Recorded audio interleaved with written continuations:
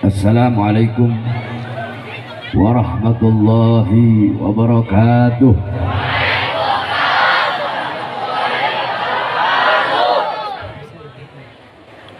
Alhamdulillahil qawi sultanuh al-wadihil burhanuh al-mabsut fil wujud karamuhu wa ihsanuh. Allahumma salli wa sallim wa barik wa karrim wa azim على نور الأنوار وسر الأسرار وترياك الأخيار ومفتاح باب اليسر سيدنا ومولانا محمد المختار وآله الأطهار وأصحابه الأخيار عدد نعم الله وإفضاله. أما بعد. Yang saya cintai, yang saya muliakan, para alim ulama, para habaib, para kiai, para asatid, para tokoh masyarakat, para aparat pemerintah, wabil khusus yang saya cintai, yang saya muliakan, keluarga besar almarhum Al-Habib Abdurrahman Ibn Husain Al-Attas, seluruh putra dan putri beliau yang saya cintai, yang saya muliakan, Al-Habib Zain Al-Idrus, Al-Habib Abdurrahman Segaf, beserta seluruh para habaib-habaib yang lain, beserta seluruh hadirin hadirat, bapak-bapak, ibu-ibu, khususnya para pemuda-pemudi umat baginda Nabi besar Muhammad yang selalu dimuliakan oleh Allah Subhanahu wa taala. Saudara-saudara sekalian yang dimuliakan oleh Allah, kita duduk pada malam hari yang mulia ini dalam rangka haul daripada Habib Abdurrahman bin Husain Al-Attas, yang dimana acara haul ini diadakan, diselenggarakan oleh anak-anak yang beliau tinggalkan. Saudara-saudara sekalian yang dimuliakan oleh Allah Subhanahu wa taala, kita diundang oleh Sayyid Muhdar beserta seluruh keluarganya dalam rangka haul ayahandanya. Ini adalah bukti bahwasanya anak-anak yang ditinggalkan oleh almarhum adalah anak-anak yang soleh dan soleha. Kenapa? Karena anak-anak yang ditinggalkannya mengundang kita semua duduk di ini majelis untuk mendoakan orang tuanya yang telah meninggal dunia, mendoakan abahnya yang telah meninggal dunia. Ini adalah bukti bahwasanya berbakti kepada orang tua bukan hanya semasa hidup orang tua kita saja, tetapi berbakti kepada kedua orang tua walaupun orang tua kita telah wafat, walaupun orang tua kita telah meninggal dunia, tetap kita sebagai anak wajib untuk berbakti kepada kedua orang tua kita. Bagaimana cara kita berbakti kepada bapak kita atau kepada ibu kita yang telah meninggal dunia? Dengan mengirimkan doa bagi bapak dan ibu kita yang telah meninggal dunia. Saudara-saudara, kita duduk di sini membacakan Yasin untuk almarhum, sebagaimana yang telah kita ketahui bahwasanya Rasulullah SAW beliau bersabda, barang siapa yang membaca Yasin, siapa orang yang membaca Yasin, maka akan Allah Subhanahu wa taala berikan baginya kelak di akhirat, Allah berikan sebuah istana yang temboknya terbuat dari emas putih, tanahnya terbuat dari kasturi, yang dimana istana tersebut memiliki 99 kamar. Di setiap kamar terdapat 99 ranjang, di setiap ranjang terdapat 99 kasur, di setiap kasur terdapat 99 bantal, di setiap bantal terdapat 99.000 bidadari bagi orang yang membaca Yasin. Nah, tadi kita membacakan Yasin, kita hadiahkan untuk almarhum, maka itulah yang Allah persiapkan kelak bagi almarhum di surganya Allah Subhanahu wa taala. Kemudian tadi kita membaca tahlil, kita membaca la ilaha illallah yang kita hadiahkan untuk beliau. Qala Allah fil hadisil qudsi, Allah berfirman dalam hadis qudsi bahwasanya Rasulullah bersabda, bahwasanya Allah berkata, la ilaha illallah hisni, sesungguhnya la ilaha illallah itu adalah benteng pertahananku. La ilaha illallah adalah benteng pertahananku. Maka barang siapa yang membaca la ilaha illallah, maka dia telah masuk ke dalam benteng pertahananku. Barang siapa yang masuk ke dalam benteng pertahananku, maka dia akan aman dari azab-azab dan siksa-siksaku. Tadi kita membaca tahlil, membaca la ilaha illallah, kita kirimkan untuk almarhum, maka almarhum akan aman dari azab dan siksa Allah Subhanahu wa taala. Saudara-saudara, belum lagi kita membaca sholawat kepada baginda Nabi besar Muhammad, kita baca maulid yang kemana semuanya itu pahalanya dihadiahkan, diniatkan untuk almarhum yang ada di dalam kubur. Saudara-saudara, qala Rasul sallallahu alaihi wasallam, man shalla alayya salatan wahidah sallallahu alaihi biha asyra, barang siapa yang bersalawat kepada aku satu kali, maka Allah bersalawat kepadanya 10 kali. Salawat dari Allah adalah rahmat, salawat dari malaikat adalah maghfirat, salawat dari umat adalah doa. Nah, saudara-saudara, Allah memiliki satu malaikat yang dimana malaikat tersebut Allah ciptakan untuk membawakan semua salawat umat yang bersalawat kepada Nabi Muhammad. Malaikat tersebut bawa di hadapan kuburnya Nabi Muhammad SAW. Setiap ada yang bersalawat, maka malaikat itu berkata, ya Rasulullah, fulan bin fulan, fulanah binti fulan, tadi kita bersalawat kepada Nabi Muhammad, maka engkau punya nama satu persatu, saudara-saudara, dibawakan oleh malaikat tersebut, didengarkan di hadapan kuburnya baginda Nabi besar Muhammad. Malaikat tersebut berkata, ya Rasulullah, fulan bin fulan, fulan bin fulan, fulanah binti fulan, mereka bersalawat kepadamu ya Rasulullah. Apa kata Rasulullah? Bawa salawat mereka menghadap Allah Subhanahu wa taala.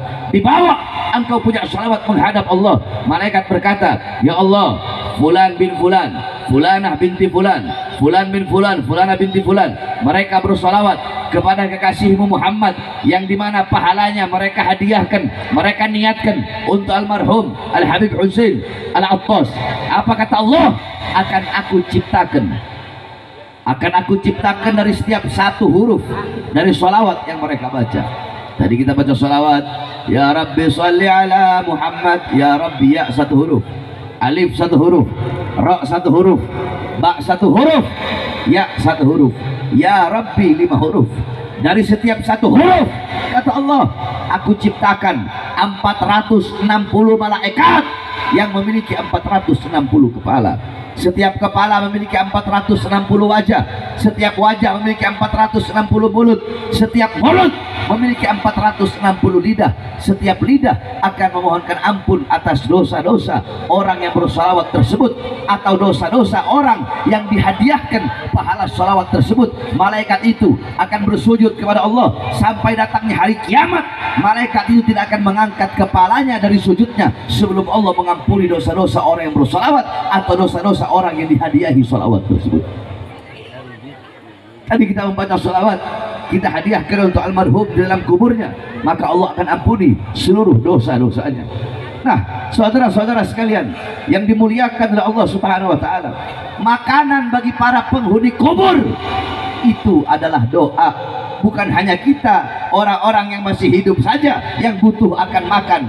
Mereka orang yang wafat, mereka orang yang telah meninggal dunia, mereka pun butuh kepada makanan. Akan tetapi makanan mereka beda. Makanan mereka adalah doa yang dikirimkan oleh orang-orang yang masih hidup.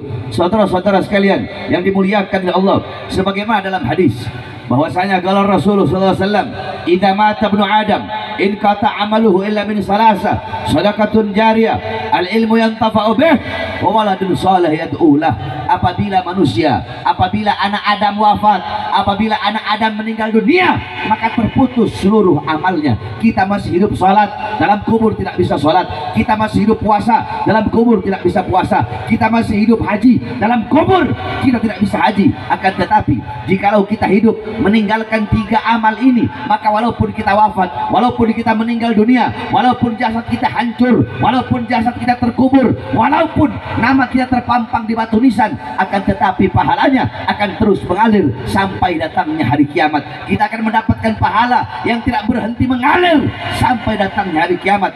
Apa 3 amal tersebut? Salah satunya doa seorang anak soleh, doa anak soleh, doa anak yang soleha, doa seorang anak yang alim dan alimah, abid dan abidah, yang dimana anak tersebut mendoakan kedua orang tuanya, yang dimana pahala anak mendoakan kedua orang tuanya akan mengalir walaupun orang tua yang telah wafat, walaupun orang tua yang telah meninggal dunia, pahalanya akan mengalir terus sampai datangnya hari kiamat. Saudara-saudara sekalian yang dimuliakan oleh Allah Subhanahu wa taala, diceritakan bahwasanya ada seorang alim, seorang ulama besar, yang dimana beliau bermimpi. Di dalam mimpinya beliau melihat penghuni kubur sedang berebutan makanan, yakni makanan mereka adalah doa. Kemudian ada satu penghuni kubur yang tidak ikut berebutan, saudara-saudara. Sebagaimana penghuni kubur yang lain, ketika mereka berebutan, ini penghuni kubur tidak berebut. Kemudian ini orang alim bertanya, ya fulan, kenapa engkau tidak berebut makanan sebagaimana teman-teman penghuni kuburmu yang lain mereka berebut makanan? Apa kata itu orang? Untuk apa aku berebut makanan? Mereka berebut Al-Fatihah, mereka berebut doa, karena mereka tidak punya anak-anak soleh dan soleha yang mendoakan mereka. Sehingga kalau ada yang mengirimkan Fatihah, Al-Fatihah ila arwahil muslimina wal muslimat wal mu'minina wal mu'minat, seketika mereka berebut makanan tersebut. Aku tidak berebut, aku tidak ikut-ikutan berebutan makanan, karena aku meninggalkan anak yang soleh yang setiap saat mengirimkan aku doa, sehingga aku tidak perlu berebut sebagaimana mereka berebut makanan tersebut. Bangun ini orang alim tadi, dia mencari tahu, ternyata anak daripada seorang ahli kubur yang tidak berebut makanan tadi, anaknya adalah seorang penjual kue. Kemudian ini orang alim melihat orang tersebut, anak tersebut sedang menjual kue, kemudian dia sedang menggerakkan bibirnya. Itu orang alim bertanya, apa yang sedang engkau lakukan? Engkau menjual kue tapi engkau sambil menggerakkan engkau punya bibir. Kemudian penjual kue tersebut berkata, aku menggerakkan bibirku, yaitu aku sedang mendoakan, mengirimkan doa untuk orang tuaku yang telah wafat dan telah meninggal dunia. Beberapa saat kemudian itu orang alim, dia mimpi lagi. Ini orang yang tadinya, ini orang yang awalnya tidak ikut berebut makanan, tiba-tiba dia ikut berebut makanan sebagaimana teman-temannya yang lain berebut makanan, yakni berebut Al-Fatihah, berebut doa dari orang-orang yang masih hidup. Kemudian ini orang alim bertanya, ya fulan, beberapa saat yang lalu ketika aku bermimpi melihat engkau tidak berebut makanan, akan tetapi sekarang kenapa engkau berebut makanan? Apa kata itu orang? Dulu aku tidak pernah berebut makanan, aku tidak pernah berebut Fatihah, tidak pernah berebut doa, karena aku punya anak selalu mengirimkan doa. Sekarang anakku telah wafat, sekarang anakku telah tiada, anakku telah meninggal dunia, sehingga tidak ada lagi yang mengirimkan aku doa, sehingga sekarang aku ikut berebutan Fatihah dan ikut berebut makanan, yaitu doa. Saudara-saudara sekalian, di zaman Nabi Allah Isa alaihissalam, ketika Nabi Allah Isa alaihissalam lewat di suatu kubur, Nabi Allah Isa mendengar suara teriakan, Nabi Allah Isa mendengar suara jeritan. Akhirnya Nabi Allah Isa alaihissalam lewat di kubur tersebut. Pulang dari itu kubur, Nabi Isa lewat, sudah tidak ada jeritan, sudah tidak ada teriakan. Kemudian Nabi Allah Isa alaihissalam bertanya, wahai penghuni kubur, Nabi Allah Isa bertanya, wahai penghuni kubur, tadi aku mendengar ada suara teriakan, tadi aku mendengar ada suara jeritanmu, suara teriakanmu. Sekarang kenapa tidak ada teriakan? Sekarang kenapa tidak ada jeritan? Kemudian tiba-tiba malaikat datang. Malaikat berkata, wahai Nabi Allah Isa, sesungguhnya ini orang adalah orang fasik, makanya dia disiksa, makanya dia diazab. Dia fasik, orang yang suka berbuat dosa. Tadi ketika engkau lewat, dia sedang diazab, dia sedang disiksa, makanya dia menjerit, makanya dia teriak. Akan tetapi dia meninggalkan anaknya, yang dimana anaknya itu yang masih hidup, anaknya di rumah sedang membaca Injil. Karena anaknya membaca Injil, makanya Allah angkat azab, Allah angkat siksa, dan Allah gantikan dengan rahmat. Saudara-saudara, itu anak yang membaca Injil, orang tuanya dalam kubur mendapatkan rahmat. Maka bagaimana kalau anak-anak kita yang masih hidup membaca Quran, mengirimkan ayat-ayat Quran, mengirimkan zikir, tahlil, tahmid, tasbih, takbir, tamjid, dan sholawat bagi kita jikalau nanti kita meninggal dunia. Oleh karenanya, saudara-saudaraku sekalian yang dimuliakan oleh Allah Subhanahu wa taala, mumpung engkau masih hidup, jangan kalian ngarep. Kalian mau ngarep, nanti saya berharap saya punya anak saya bakal kirimkan doa buat saya, anak saya bakal ngadain haul saya tiap tahun, anak saya bakal ziarah ke kubur saya, anak saya bakal membacakan Yasin tiap malam Jumat, anak saya tiap habis sholat akan ngirim Fatihah. Jangan engkau berharap engkau punya anak seperti itu kalau engkau masih hidup, tidak pernah mendidik anak-anakmu dengan pendidikan baginda Nabi besar Muhammad. Jangan ngarep punya anak yang bakal kirimkan doa buat kamu kalau kamu sudah wafat, kalau kamu sudah meninggal dunia. Kalau selama kamu masih hidup, kamu tidak pernah mendidik anak-anak kamu dengan pendidikan Al-Quran. Oleh karenanya, didik anak-anak kalian dengan pendidikan Nabi Muhammad, agar kelak anak kalian menjadi tabungan bagi kalian, anak kalian menjadi ladang pahala yang tidak berhenti pahalanya sampai datangnya hari kiamat. Didik anak-anak kalian pendidikan Nabi Muhammad, ajarkan anak-anak kalian tentang Al-Quran. Kalian bapak-bapak zaman sekarang, kita orang tua zaman sekarang, bapak-bapak zaman sekarang, pagi, siang, sore, malam cari nafkah, cari uang. Untuk apa? Untuk memberi makan jasmani anak-anaknya, untuk memberi makan badan anak-anaknya. Tetapi bapak-bapak zaman sekarang, mereka lupa untuk memberi makan jiwa dan hati anak-anaknya. Apakah kalian pikir kewajiban kalian sebagai orang tua hanya memberi makan jasmani anak saja? Kalian pikir kewajiban kalian sebagai orang tua bikin anak, anak lahir, cari uang, kasih makan, udah cukup sampai di situ? Jikalau kewajiban kalian sebagai orang tua hanya sebatas memberi makan anak saja, maka tidak ada beda kalian dengan binatang. Kalian belum bangun, binatang udah bangun lebih dulu cari uang. Binatang udah bangun lebih dulu cari makan untuk anak-anaknya.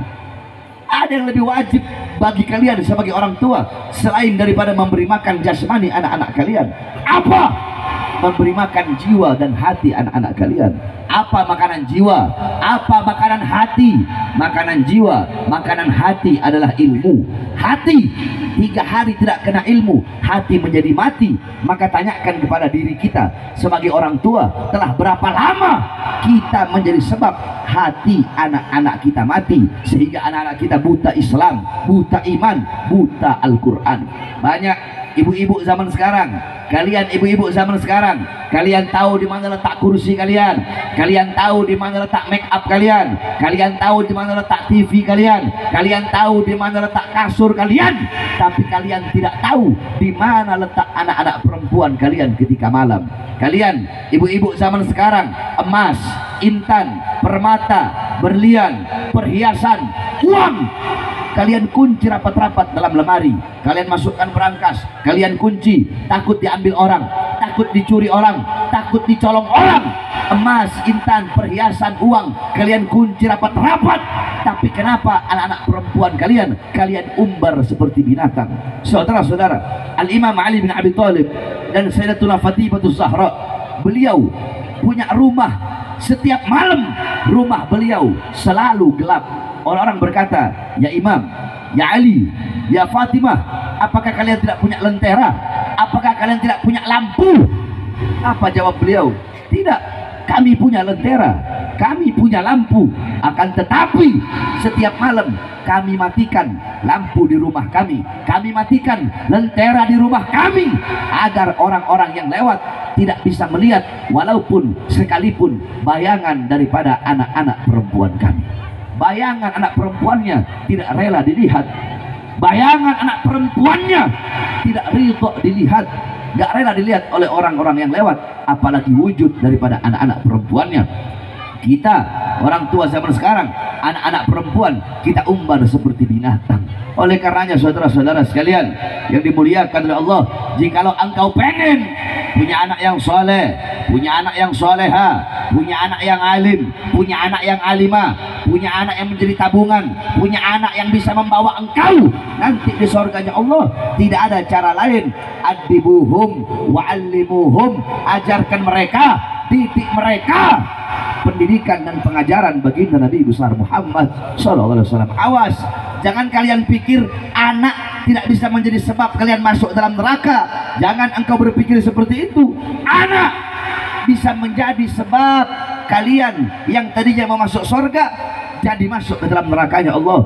Kalian menjadi orang-orang yang rugi, kalian menjadi orang-orang yang celaka, karena di dunia lalai mendidik anak-anak kalian, lupa mendidik anak-anak kalian. Kelak di akhirat, ketika si orang tuanya, bapaknya, ibunya ahli sholat, ahli agama, ahli ibadah, ahli puasa, nanti mau dimasukkan ke surga, tiba-tiba anaknya datang, ya Allah, orang tuaku masuk surga sedangkan aku masuk neraka. Ya Allah, ketahuilah dulu aku, orang tuaku, bapakku, ibuku sibuk beribadah tetapi tidak pernah mengajarkanku tentang ibadah.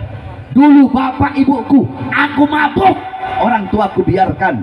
Mataku bermaksiat, mataku memandang perkara-perkara yang haram, orang tuaku biarkan. Aku nyolong, orang tuaku biarkan. Aku berzina, orang tuaku biarkan. Aku pakai celana pendek, orang tuaku biarkan. Aku lepas jilbab, orang tuaku membiarkan. Sehingga aku jadi rusak, aku jadi bejat, aku jadi biadab, aku jadi ahli maksiat. Karena orang tuaku dulu ketika di dunia membiarkan aku bermaksiat, berbuat dosa kepadamu ya Allah.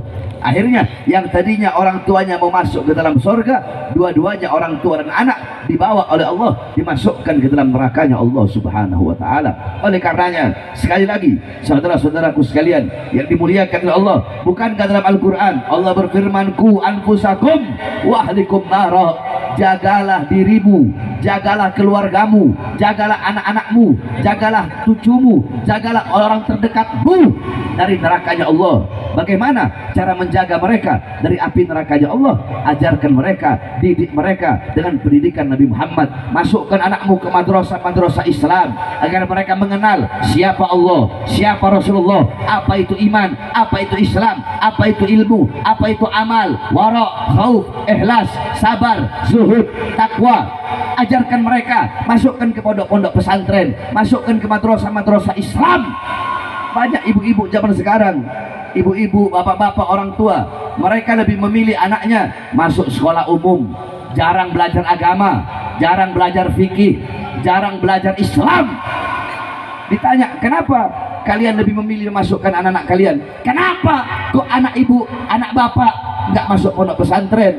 Kenapa kok nggak masuk pondok pesantren? Oh Habib, nanti kalau anak saya masuk pondok pesantren, nanti anak saya nggak dapat ijazah, atau nanti anak saya nggak dapat titel, nanti anak saya miskin, nanti anak saya susah, nanti kalau anak saya mondok, nanti anak saya kelaparan, nanti anak saya susah, nanti anak saya nggak punya pangkat, nanti anak saya susah cari kerjaan, nanti anak saya nggak punya uang. Engkau takut anakmu susah, engkau takut anakmu lapar, engkau takut anakmu nggak dapat ijazah, tetapi engkau tidak takut kalau anakmu buta agama. Engkau tidak takut kalau anakmu tidak mengenal siapa begitu Nabi besar Muhammad sallallahu alaihi wasallam. Banyak orang sekarang suka membanding-bandingkan pondok pesantren dibanding-bandingkan dengan sekolah. Seakan-akan sekolah lebih utama, sekolah umum lebih bagus daripada pondok-pondok pesantren.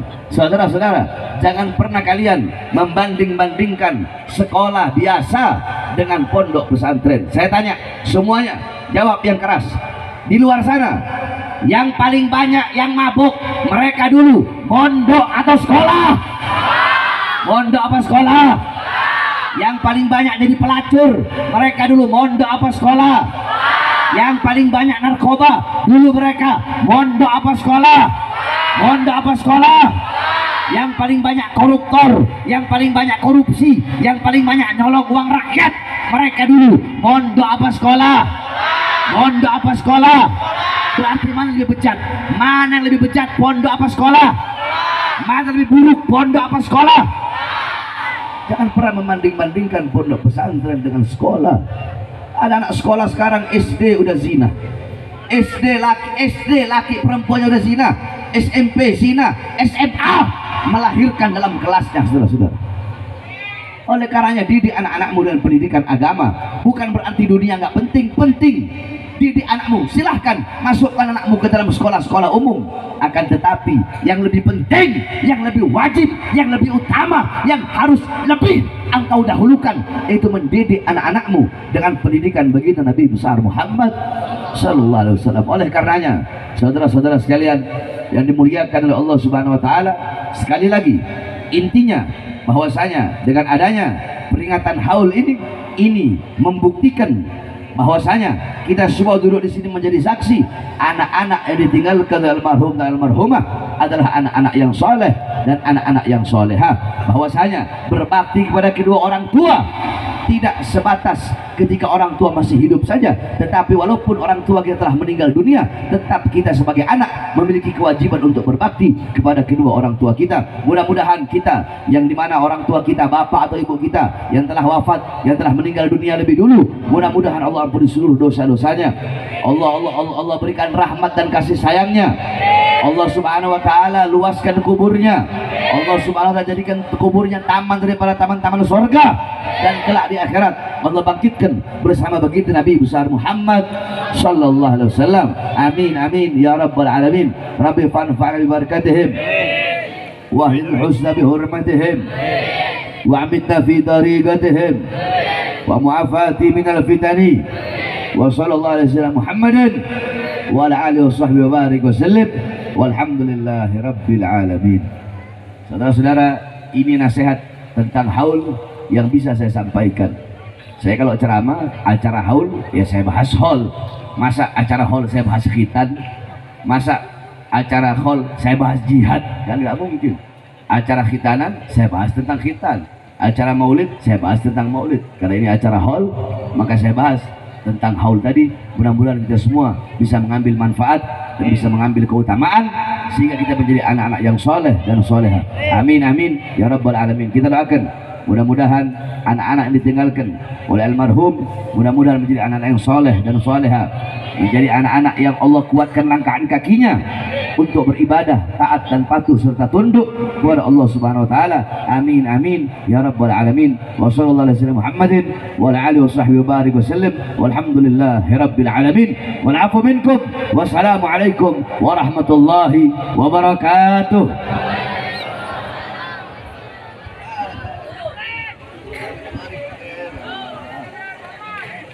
Salam Muhammad.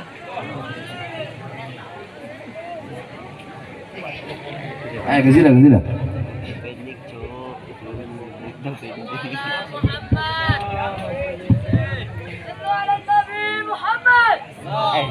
Ya Sayyidi